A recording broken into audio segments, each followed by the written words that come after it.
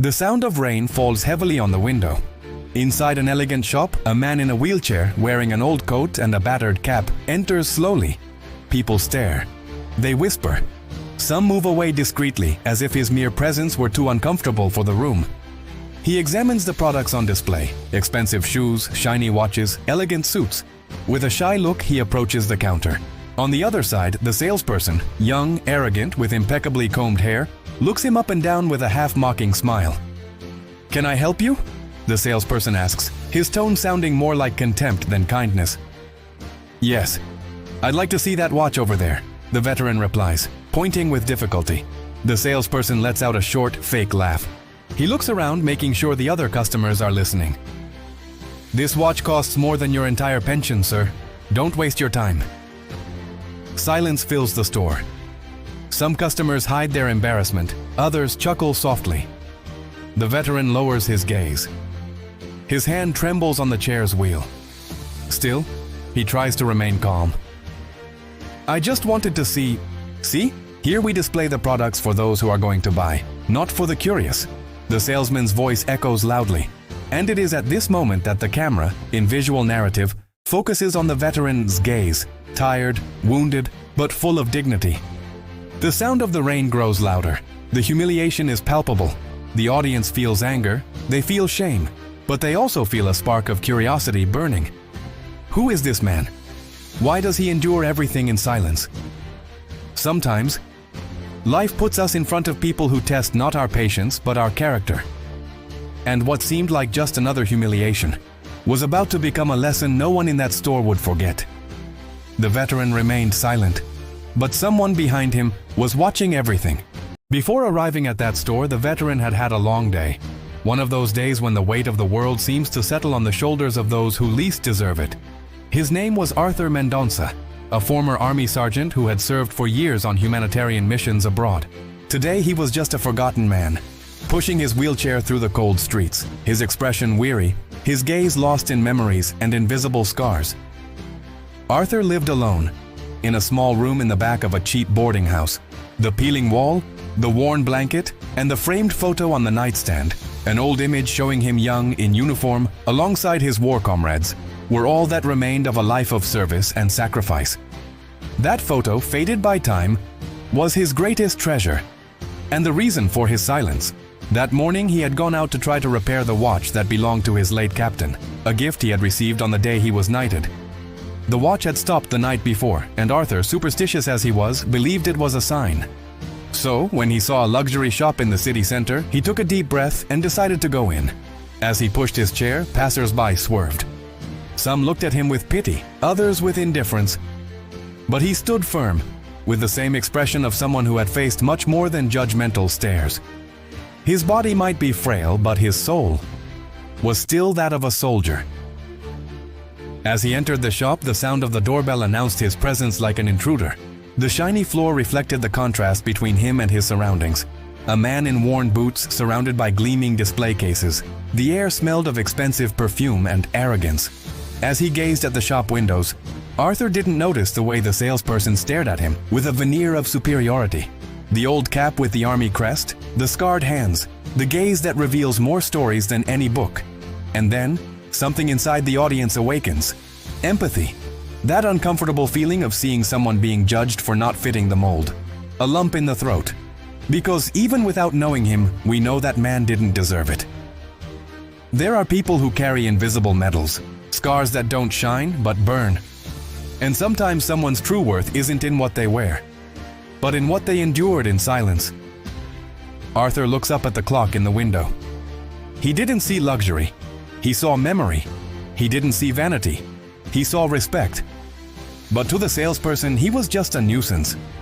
And what would come next would show how much the world had forgotten to look beyond appearances. The store was silent, except for the sound of rain hitting the glass and the ticking of the expensive watches displayed on the shelves. The veteran, with a shy and hopeful look, approached the counter again. He pointed to the watch that reminded him of his past. "Sir, that one over there. It's similar to the one I wore when I served in the battalion." The salesman, a young man in a tight suit and a fake smile, raised an eyebrow. He crossed his arms. He looked the old man in the wheelchair up and down and let out a muffled laugh.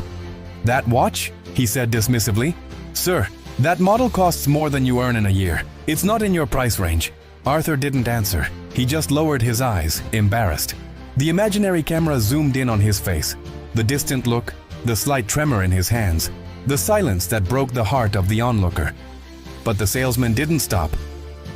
"You can see the simpler models at the back, near the exit. They're more appropriate." Discreet laughter echoes through the room. Two women exchange glances. A man pretends not to hear, but everyone is watching. And that's what makes it all the more cruel.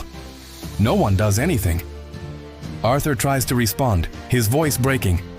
I don't want to buy anything expensive. I just wanted to see.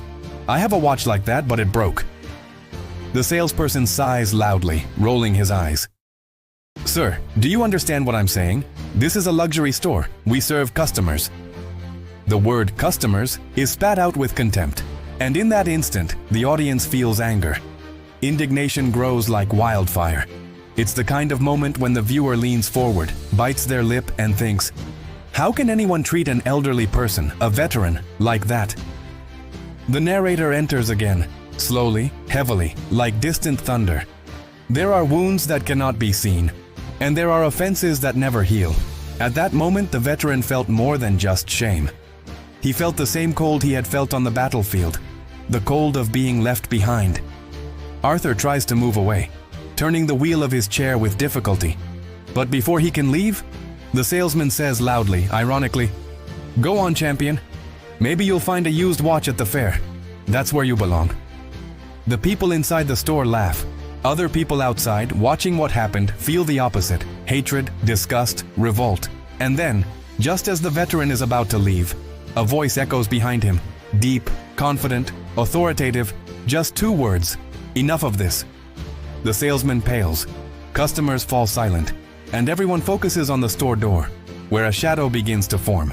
The voice echoes through the shop like muffled thunder, deep, firm, charged with authority. The silence that follows is almost physical, as if the air has thickened.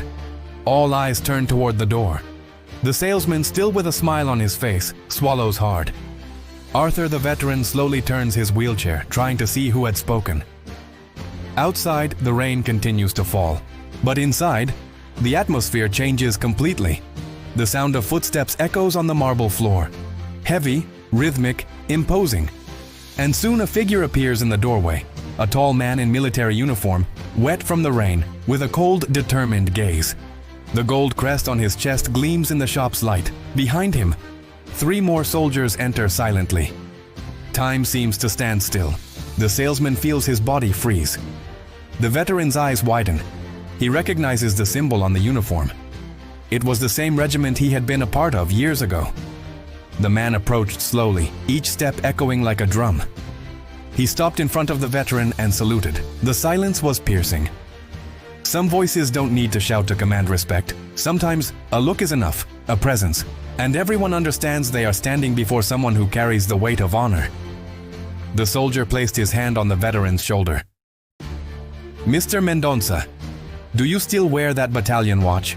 he said with a respectful half-smile. Arthur smiled slightly, not understanding how the man recognized him.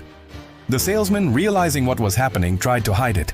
I was just explaining that he might have gotten the store mixed up." The officer fixed him with a firm gaze. "Mistaken?" he repeated. "He is a decorated hero, a man who served this country while many were still playing at being adults." The salesman's face pales. The customers begin to whisper in surprise. A woman covers her mouth in shock. The mood of humiliation now reverses. The one who was embarrassing is now the one being embarrassed. The narrator continues with that grave, serene tone that captivates the viewer. And it is at that moment that the truth begins to emerge. What seemed like just another forgotten old man reveals itself as the living portrait of a sacrifice that few had the courage to make. The soldier looks at the salesman again and says, quietly but firmly, "You know what revolts me more than ignorance? It's disrespect, because ignorance is taught. But respect, my friend, is innate." The audience feels chills. It's the perfect emotional shift. The hero who was being humiliated is now recognized, and the one who attacked him begins to shrink. The store, once filled with whispers and laughter, is now completely silent. All eyes are on the veteran and the officer in front of him. The trembling salesman tries to compose himself, but the soldier's icy gaze holds him still. Arthur still looks confused, his eyes welling up. The officer, sensing his emotion, lowers his voice. "Mr. Mendonça, you saved my platoon, remember? Serra das Luces, 1987. I was just a recruit. You pulled me out from under enemy fire." The veteran blinks slowly, as if the memory were coming from a distant time. Images come back to him. The sound of explosions, the smell of gunpowder, the heat of battle. He remembers a young soldier, wounded, calling for help, and how, even though he was shot, he carried him nearly 2 kilometers to the evacuation point. Arthur takes a deep breath, his voice almost cracking. "You? Were the boy with the bandaged arm. The one who said he'd be an officer one day." The officer smiles, his eyes welling. "And I did, sir. I became one. Because of you." The audience watching feels a lump in their throat. That humble man, ridiculed minutes before, is now revealed as a true hero. There are stories that time tries to bury, but the truth always finds a way to resurface, and when it does, it shines, even under the dust of indifference. The officer turns to the vendor, who is now pale and sweating cold. This man starved defending this country. He slept in trenches, lost friends, lost parts of his body. And all you had the courage to do was laugh? The vendor stammers. I didn't know."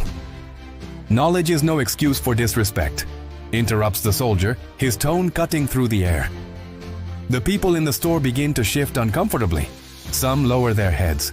Others approach the veteran with looks of shame and regret. A woman, visibly moved, places her hand on her chest and says softly, "My husband also served. God bless you, sir." Arthur smiles slightly, moved, trying to hold back tears. He hadn't expected recognition, only respect. But in that moment, he received something even greater, the validation of a lifetime of sacrifice. The narrator returns with a tone of reverence and reflection. "No wealth can buy honor. No display case can reflect the worth of someone who has given everything they had for others. The true luxury is to look at someone with humanity." The audience feels the emotional climax, the point at which injustice is transformed into revelation. And the storytelling creates the perfect twist. The despised becomes a symbol, the forgotten becomes remembered, the humiliated becomes the hero. The sound of rain outside mingles with the soft ticking of the clock in the window. For a moment, no one knows what to say, until the officer steps forward, his gaze fixed on the vendor, now motionless behind the counter. "You know what's saddest, young man?" he says, in a tone that doesn't need to be loud to be heard. "It's that you treat people's worth as the price of things. And you don't even realize you're selling your own respect." The vendor swallows hard. His hands tremble. The arrogance is gone. Only fear and shame remain. Arthur watches the scene in silence. His face is a mix of relief and sadness. That man who spent his life fighting wars realizes that the cruelest battles don't take place on the battlefield, but within hearts empty of empathy. The officer then turns to the customers. "How many of you laughed? How many looked and found it funny? Well, just know. This man saved lives. While you hid from the rain, he braved a hail of bullets." People lower their heads. A woman begins to cry quietly. A man approaches Arthur, takes off his hat, and says in a choked voice, "Forgive me, sir, I should have said something." The salesman tries to justify himself. I didn't know who he was." But the officer interrupts him coldly. "Respect doesn't depend on knowing who someone is. It depends on who you are." These words fall like hammers, heavy, true. The audience feels goosebumps. It's the moment when indignation turns to emotional satisfaction. Justice finally begins to be served. The store manager, drawn by the commotion, rushes in. "What's going on here?" The officer points to the veteran and says, "What's happening is that a hero was humiliated in your store." The manager, surprised, looks at the clerk and then at Arthur. In a few seconds, he understands everything. His face pales. He walks over to the veteran, kneels and says, "Sir, forgive me for this. This store should be a place of respect. I promise nothing like this will ever happen again." Arthur, humble, simply replies, "I just wanted to get my watch fixed." The manager, visibly moved, takes the watch from Arthur's hands and says, "It will be fixed, sir, and you won't have to pay anything for it." The clerk watches, motionless, his face pale and his eyes teary. The officer looks at him for the last time. Next time you see someone like him, remember, it's thanks to people like him that you can be here, safe, selling watches. Arthur looks around. Everyone is now standing. Some applaud silently, others cry. The veteran doesn't smile, but his serene gaze says it all. Finally, he's been seen. Justice doesn't need courts. Sometimes all it takes is a courageous voice and the weight of truth. Because respect is the only currency that never loses its value. Veteran Arthur leaves the store with slow steps. The light rain still falls, but now it feels different. Lighter, almost purifying. Every drop that touches his skin carries the weight of the humiliation he felt, and the strength of the dignity he maintained. The sound of the clock the manager repaired fills the silence. Tick, tock, tick, tock. Time moves on, but something has changed. That city, those people, will never look at a veteran the same way again. It's easy to judge someone who's tired. It's hard to understand what he faced to stay standing. Many heroes walk among us in silence, carrying scars that don't show, but tell stories the world has forgotten. The salesman, alone inside the store. He looks at his reflection in the window and barely recognizes himself. The officer's words echo in his mind. Respect doesn't depend on who he is. It depends on who you are. A powerful reminder that empathy is the true barometer of humanity. Calloused hands, old uniforms, medals stored in dusty boxes. Every detail tells the same story. That of men and women who gave everything for their country, and often received only silence in return. While the world moves on, remember those who once stopped everything to defend you. Respect is the smallest but most powerful form of gratitude. Never underestimate those who carry a story on their back. Because sometimes, the true hero is sitting right next to you, and you don't even realize it.